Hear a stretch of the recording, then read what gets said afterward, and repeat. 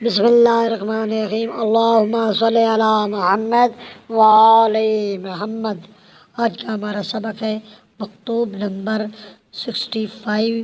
مولا امیر کائنات علی ابن ابی طالب علیہ السلام نے فرمایا، معاویہ کے نام، اب اس کا وقت ہے کہ روشن حقیقتوں کو دیکھ کر ان سے فائدہ اٹھا لو، مگر تم تو باطل دعویٰ کرنے، کذب و فریب میں لوگوں کو جھونکنے، اپنی حیثیت سے بلند چیز کا اعادہ کرنے اور ممنوعہ چیزوں کو ہتھیا لینے میں اپنے بزرگوں کے مسلک پر چل رہے ہو، یہ اس لیے کہ حق سے بھاگنا چاہتے ہو اور ان چیزوں سے کہ جو گوشت اور خون سے بھی زیادہ تم سے چمٹی ہوئی ہیں اور تمہارے کانوں میں محفوظ اور سینے میں بھری ہوئی ہیں۔ انکار کرنا چاہتے ہو تو حق کو چھوڑنے کے بعد کھلی ہوئی گمراہی اور بیان حقیقت کے نظر انداز کیے جانے کے بعد سراسر فریب کاری کے سوا اور رہے ہی کیا ہے۔ لہذا شبہات اور اس کی تلبیس کاریوں سے بچو، کیونکہ فتنے مدت سے دامن لٹکائے ہوئے ہیں اور ان کے اندھیروں نے آنکھوں کو چندھا رکھا ہے۔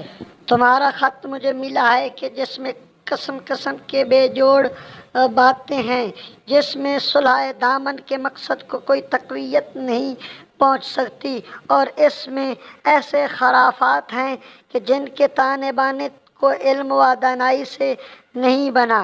تم تو ان باتوں کی وجہ سے ایسے ہو گئے ہو جیسے کوئی دلدل میں دھنستا جا رہا ہو اور اندھے کنویں میں ہاتھ پیر مار رہا ہو۔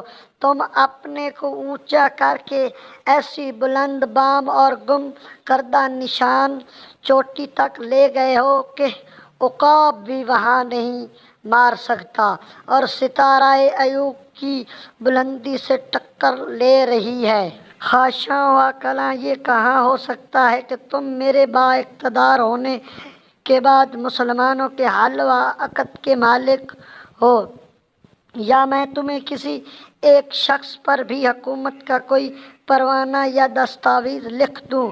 خیر، اب کہ صحیح اپنے نفس کو بچاؤ اور اس کی دیکھ بھال کرو، کیونکہ تم نے اس وقت تک کوتاہی کی کہ جب اللہ کے بندے تمہارے مقابلے کو اٹھ کھڑے ہوئے، پھر تمہاری ساری راہیں بند ہو جائیں گی اور جو صورت تم سے آج قبول کی جا سکتی ہے اس وقت قبول نہ کی جائے گی۔